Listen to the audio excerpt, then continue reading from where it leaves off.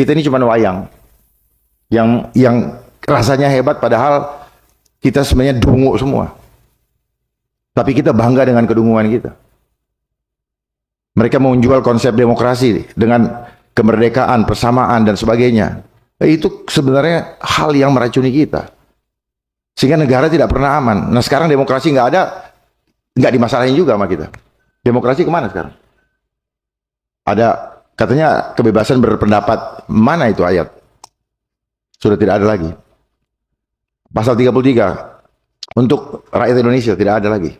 Sumber daya kekayaan alam digunakan sepenuhnya, dikuasai negara dan dimanfaatkan untuk kepentingan rakyat. Mana semua itu? Dan kita semua diam. Kita cinta kepada bangsa ini. Jadi tadi cara mereka menghancurkan dengan apa? Mereka membangun konsep lewat konsep intelijen tadi. Ya, geografi, demografi, dan ini. Bagaimana menguasai ini? Mainkan Astagatra. Ya, nanti kita kalau perlu membahas lebih dalam, kita bahas nanti. Ya, karena dari situ bisa kelihatan. Oh, makanya desentralisasi atau otonomi daerah itu bagian daripada konsep mereka. Dikecil-kecilkan. Orang suka kan pemekaran. Duitnya yang disuka, bukan apa-apanya, Pak. Jujur aja kita. Kita kadang-kadang nggak jujur. Kalau kita jujur, gampang melihatnya itu. Ketika kita punya hati nurani yang jujur, kita mudah sekali melihat permainan ini. Semuanya ini dimainkan dan sudah didesain dengan 24 protokol sejak 1903. Protokol itu semua tujuannya cuma satu, memanfaatkan pejabat administrasi atau penguasa lewat apa? Ketamakan mereka terhadap uang-uang siluman. Makanya dimainkan adalah anggaran. Makanya pertanyaannya, kenapa negara ini selalu berhutang? Kok tidak pernah ada yang kita bicarakan kenapa hutang tidak pernah selesai? Begitu banyak ahli-ahli di Indonesia. Tapi memang keahlian mereka bukan untuk menyelesaikan hutang, tapi memberikan masalah. Pelajaran ekonomi juga tidak pernah diajarkan bagaimana menyelesaikan hutang, tapi bagaimana membuat rakyat berhutang. Tapi dapat nilai, wah ahli ekonomi. Dari mana ilmu ekonomi itu datang? Dari mereka juga kok. Jadi mereka memanfaatkan greedy kita. Kita dikasih agama dari sana juga kok.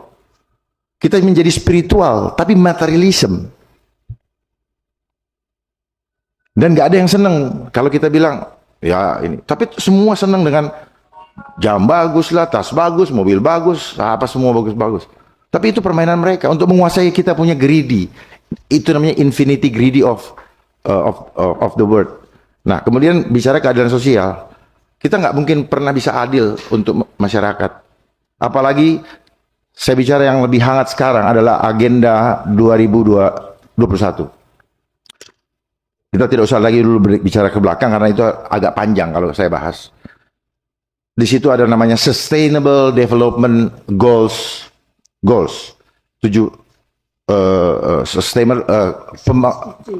Pembangunan yang berkelanjutan. Hati-hati dengan kata berkelanjutan. Hati-hati, jangan dipikir bagus. Karena ini adalah permainan di mana mereka ingin membuat hidup manusia eternity di luar Tuhan. Lewat apa? Teknologi. Sustainable, jangan bangga dengan kata sustainable. Ya, they are playing God. Mereka mau main. Lihat sekarang banyak jasad yang dimumikan dulu nanti mau dihidupin lagi. Jadi mereka mau menjual itu. Mereka mau mengambil alih kendali manusia dari tangan kendali Tuhan dengan teknologi. Termasuk digital. Saya siap untuk berdebat dengan ahli digital sekalipun di luar negeri atau di bangsa ini. Untuk apa? Ini adalah endgame, jebakan Batman. Jangan senang dengan digitalisasi. Sebentar lagi KTP digital. Yang nggak punya KTP digital nggak bisa ikut pemilu. Sadar nggak? Ke bank, uang digital. Nggak ikut itu, internet dimatiin. Nangis loh. Ayo. Orang yang cinta dengan uang pasti akan jadi pengkhianat. Saya berani bertaruh untuk bangsa ini. Saya cinta kepada bangsa ini dan saya tidak mau bapak-bapak dan keluarga dan ibu-ibu itu hancur semua dan terlena dengan semua program-program ini. Sayang mereka tidak membuka perdebatan untuk itu. Supaya kita bukain semua.